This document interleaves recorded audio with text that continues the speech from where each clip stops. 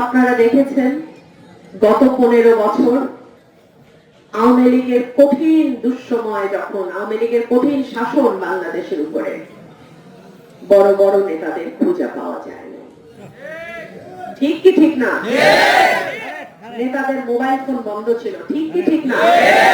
নেতারা মোবাইল নম্বর পাল্টাইছিল। ঠিক কি ঠিক না? এখন তারা মিডিয়ার সামনে আসে, বড় বড় কথা বলে। আর আমরা যারা মিডিয়া, সংসদ, মাঠ, ফেসবুক সবকিছুতে সরব ছিলাম, আমাদের এখন আর প্রয়োজন হয় না।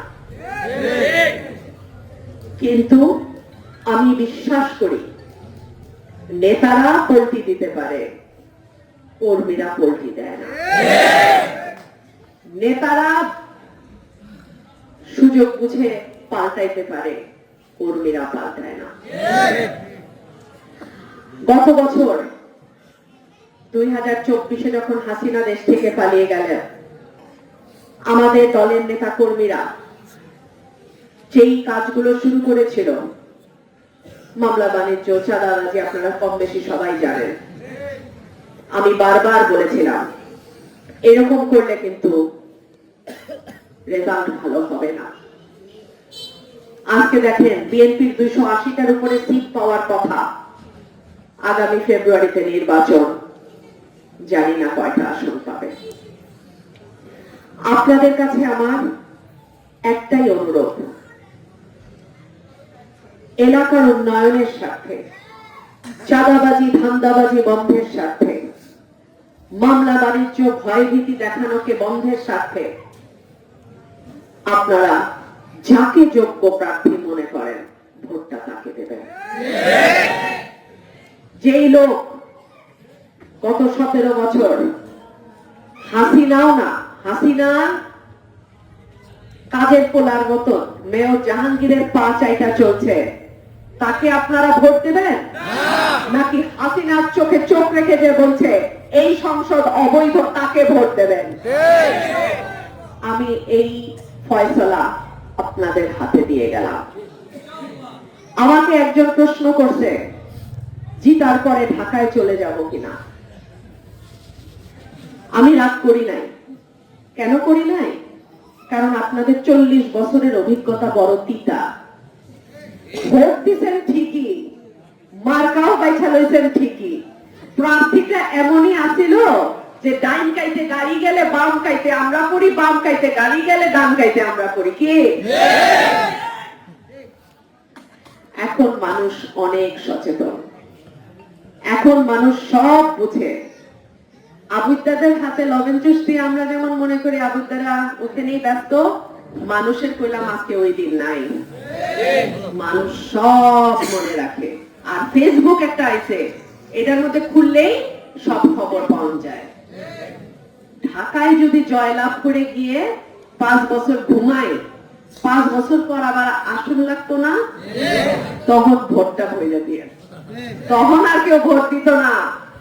সুতরাং এইবার যেই এমপি হোক, তাকে 5 বছর কাজ করে হিসাবের খাতা বুঝা তারপরে আবার নির্বাচনে দাঁড়াইতে হবে। সঠিক না ঠিক না? প্রিয় ভাইরা আমার, এই নির্বাচনটা আমাদের প্রত্যেকের জীবনে গুরুত্বপূর্ণ। তার একটা বড় কারণ হলো গত 15 বছর আমরা কোনো ভোট দিতে পারি নাই। গত 15 বছর আমরা আমাদের এমপি নির্বাচন করতে পারি নাই। সেই 2001 সাল থেকে আজকে 25 সাল, এই জোটে আর জাতীয়তে এমনি এই আসনটা গেল।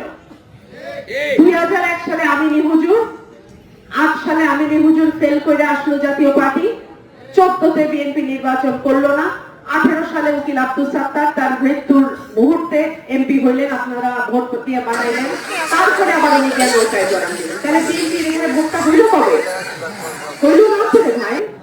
সেই যে 1 সাল আর এটা 26 সাল, 25টা বছর পার হয়ে গেল, বিএনপির কোনো প্রার্থী এখানে ভোট করলো না। আপনাদের কাছে আমার অনুরোধ থাকবে, প্রার্থীকে দেখে ভোট দিন। এইবার তো আর মার্কা নাই, এইবার তো আর ধানের শীষ নাই, প্রার্থীটাকে তাকে ভোট দেন। যাকে দিয়ে সরাইল আশুগঞ্জের উন্নয়ন হবে, রাস্তাঘাটের উন্নয়ন হবে, চুরি বাটপারি বন্ধ হবে, চাঁদাবাজি ধান্দাবাজি বন্ধ হবে, মামলা বাণিজ্য ভয় দেখানো বন্ধ হবে, সেই মানুষটাকে ভোট দেন। আপনাদের ভোটের দিনে আপনাদের কাছে আমি হাত জোর করে একটা কথা বলি, ভোটের দিনে কেন্দ্র পাহারা দেবেন আপনারা। আমার কোনো গুন্ডা বাহিনী নাই, আমার কোনো মোটরসাইকেল পিস্তল নাই। ভোট পাহারা আমি মেয়ে মানুষ, আমার ভাই বাবা কুস্তা নাই। আপনারাই আমার চাচা, আমার ভাই। আপনারা যদি আমার কেন্দ্র পাহারা না দেন, আমার কেন্দ্র পাহারা দেওয়ার আর কেউ নাই। আপনাদের ভোটের আমানত 5টা বছরের জন্য আমি যেমন জিম্মাদার হলাম, আপনারা 12 তারিখ পর্যন্ত আমার জিম্মাদার হবেন। হবেন তো ইনশাআল্লাহ। আল্লাহকে হাজির নাজির জেনে একটা কথা বলি, কসম খাওয়া ভালো না, কসম খাচ্ছি না। একটা কথা বলি, আমার বাবার উপর আপনাদের বাপ চাচারা বিশ্বাস রাখছিল, আমার উপর একবার বিশ্বাসটা রেখে দেখেন। 5টা বছরের জন্য দায়িত্ব দেন, এই সরাইল আশুগঞ্জকে আমি পরিবর্তন করে ছাড়বো ইনশাআল্লাহ। আমি যেই বাবার সন্তান, তাতে সাদাকে সাদা কালোকে কালো আমি স্পষ্ট বলি। এটা অনেকের জুত লাগে না, পছন্দ হয় না। আমি যতদিন বেঁচে থাকবো আমি এইভাবেই থাকবো। আমি গণমানুষের সন্তান, আমি আপনাদের সন্তান, আমি আপনাদের মাটির সন্তান। আমার কাউকে জবাব দিতে হলে আমি আপনাদের জবাব দেব, এর বাইরে আমি আর কাউকে জবাব দিতে রাজি না। প্রিয় ভোটার, প্রিয় এলাকাবাসী, প্রিয় ভাইরা আমার, আমার চাচা মুরব্বী আছেন যারা, আপনাদের দোয়া চাই, সাহায্য চাই, সমর্থন চাই, আপনাদের ভোটটাও চাই। এমনকি হাসপাতালে যাবার 2 দিন আগেও তিনি প্রশ্ন করেছিলেন, রুমিন ফারহানার মনোনয়ন হইল না কেন? যাই হোক, তিনি আজকে আমাদের মাঝে নাই, কিন্তু তার আদর্শ, তার সমর্থন, তার ভালোবাসা এবং তার প্রতি মানুষের যে অকুণ্ঠ ভালোবাসা, এইটা কেউ কেড়ে নিতে পারবে না। আমাদের সরাইল আশুগঞ্জে সাধারণ ভোটারদের, এমনকি আমাদের দলের নেতা কর্মীদেরও একটাই চাওয়া ছিল, জোটের কোন প্রার্থীকে যেন মনোনয়ন দেওয়া না হয়।